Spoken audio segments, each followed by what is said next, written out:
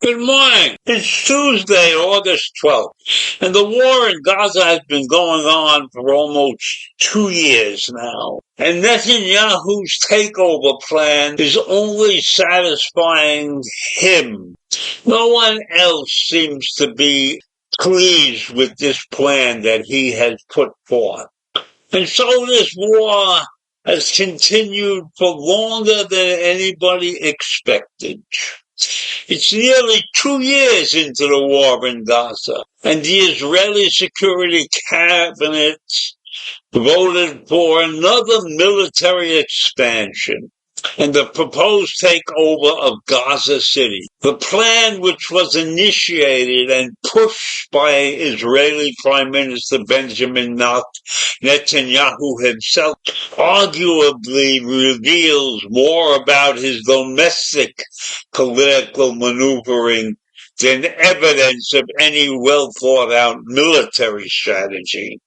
Now, we know that Netanyahu was on the verge of being sent to jail until this war broke out and until he became the leader of the armed forces again. So if this war ends, he's liable to go to jail. So his actions have to be looked at differently in many cases because of his personal situation. So this plan was adopted despite the Israeli military leadership's fierce objection to the plan and grave warnings that it could both deepen the humanitarian crisis and endanger the remaining 50 hostages in Gaza. A major expansion of the war also comes against the backdrop of fundamental erosion of support for Israel around the world and a decline in internal public backing for the continuation of the world.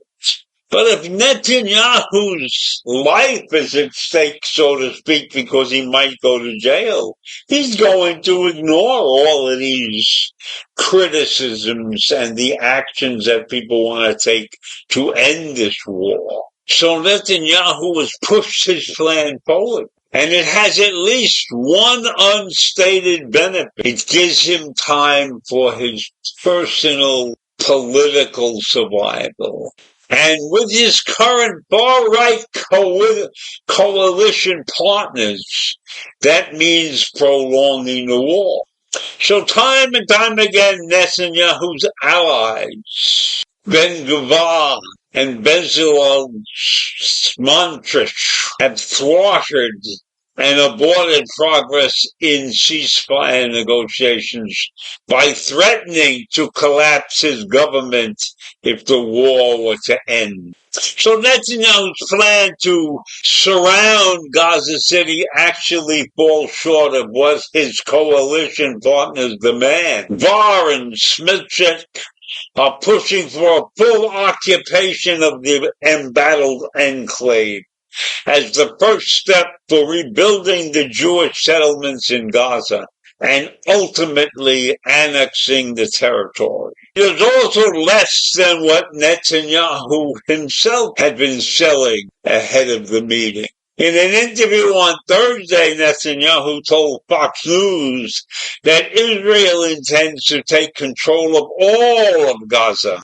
as if he had made up his mind to fully occupy the territory. Now, that would be a big step, taking control of all of Gaza. Right now, Israel controls about 75%. So now Netanyahu has chosen to promote a phased plan, focusing only on Gaza City for the time being, without taking over other camps nearby. And where there are as many as 20 remaining Israeli hostages who are believed to be held captive. And Netanyahu also intentionally set a relatively loose deadline for the beginning of the operation. In 2 months, maybe, leaving the door open for another diplomatic push for a ceasefire hostage deal to reemerge and call the whole thing off. So I don't know how this thing is going to end. Netanyahu has a personal stake in it beyond the goodness of the situation. He has to avoid going to jail in his mind. So it's a terrible mishmash that's going on there in Gaza City and around that part of the world.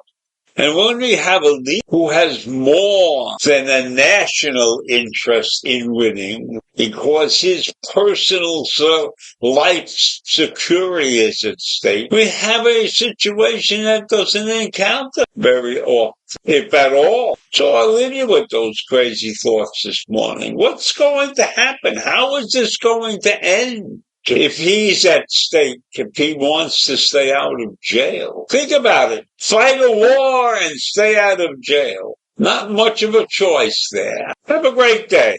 Bye.